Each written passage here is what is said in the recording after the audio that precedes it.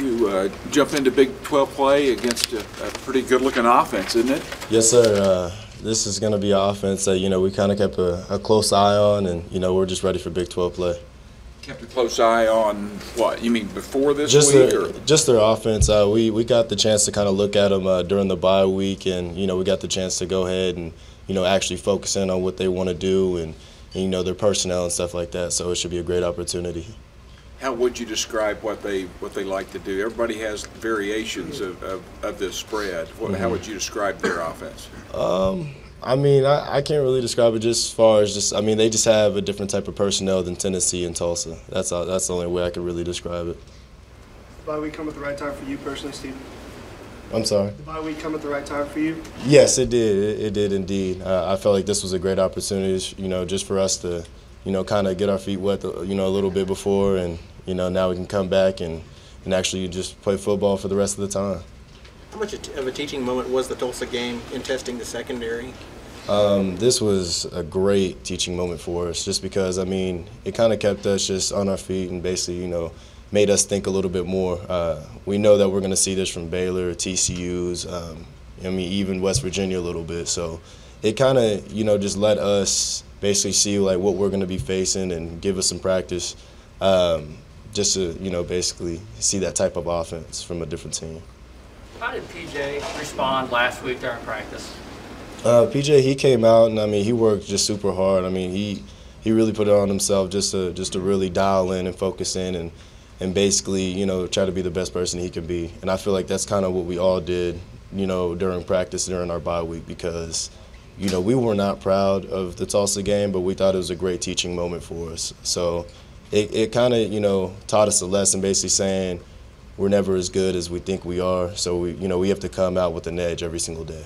How much have you guys preached turnovers in the defensive meeting room? You've come close yourself to a couple interceptions.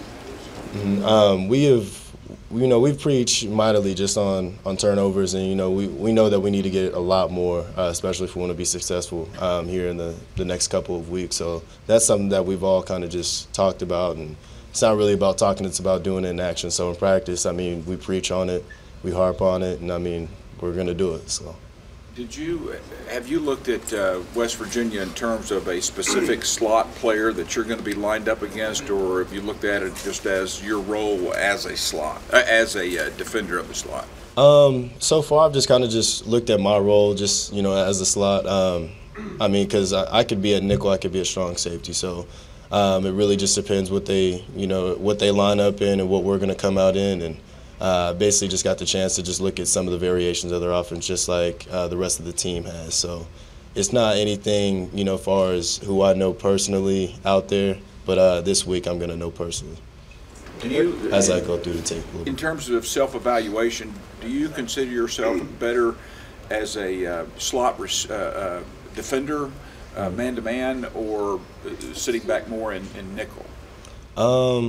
Honestly, I just feel like, whatever they put me at, I'm just going to put my mind out to it to play it. And I'm going to try to be the best person I can be at strong safety or at nickel, man-to-man, zone, anything. I'm just for the team, and basically I'm going to improve every single day just like the rest of the team is.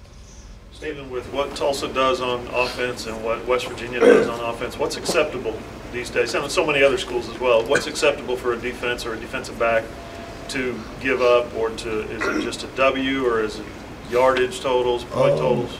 We kind of look at all of it. We look at the yardage totals. We look at the turnover margins. We look at the pressures. We look at all that kinds of stuff. And our goal as a defense is just to put more pressure on their offense than their defense is putting on our offense. So, basically the person with the highest total number of points wins. So, basically, we're just trying to stop people from scoring on us.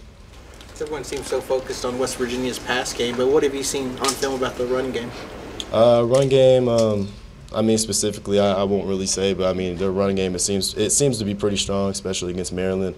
I've seen, so they're just a team they're just a well-balanced team. They're going to come out and throw the ball, but they're also going to keep you respectable with the run.